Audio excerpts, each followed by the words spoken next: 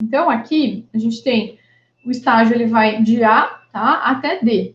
No estágio A, quem são esses pacientes? Bom, aqui é importante a gente entender que esse critério, esse score de classificação, o Colégio Americano de Medicina Interna, ele adaptou da medicina, tá?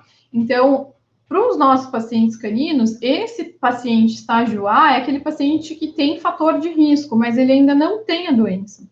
Então, eu tenho que lembrar que aqui vão estar aquelas raças que têm predisposição genética. Por exemplo, um Cavalier King Charles Spaniel, né? Na rotina, a gente sabe também que raças como Shih Tzu, Chihuahua, Poodle, Pinscher, né, também têm predisposição genética a desenvolver, quando chegam lá na idade senil, a doença valvar mitral, tá? Mas aqui, se eu for auscultar esse paciente, ele não tem sopro. Quando eu faço radiografia, o coração dele vai estar normal, né, pensando na doença valvar mitral, e no eco eu não vou ver qualquer alteração relacionada à doença valvar mitral. Bom, assumindo que agora esse paciente de fato tem a doença, tá? Então, B em diante, eu estou falando aqui de um paciente já que tem alteração. Então, aquele paciente que quando eu vou auscultar, ele tem sopro, tá? Porém, no estágio inicial, ele ainda é sintomático.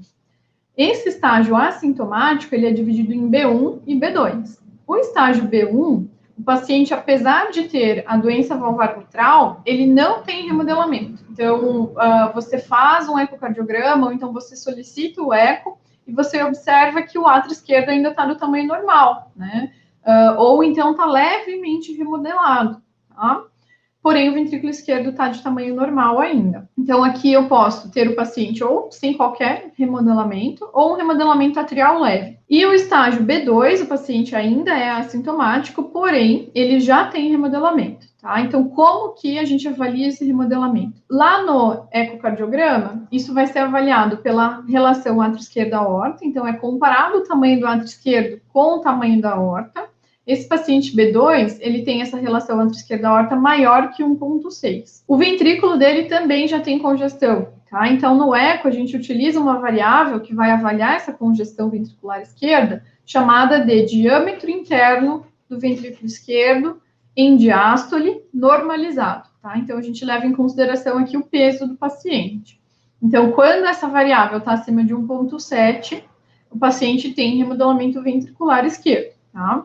Atualmente, nos laudos ecocardiográficos, a gente tem colocado, né, eu sempre sugiro os alunos a colocarem essa variável já pronta, né, a gente joga numa fórmula lá e descobre, com base no diâmetro e no peso, o diâmetro normalizado do paciente, para realmente auxiliar o clínico. E na radiografia, esse paciente tem um VHS acima de 10,5, tá? Então, não é um ou outro, tá, pessoal? Esse paciente B2, ele tem tanto remodelamento atrial quanto remodelamento ventricular. Bom, a doença, ela tem um caráter crônico e progressivo.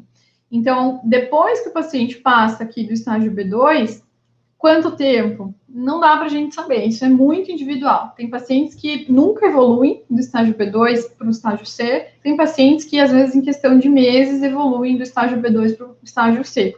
Realmente é bem individual isso.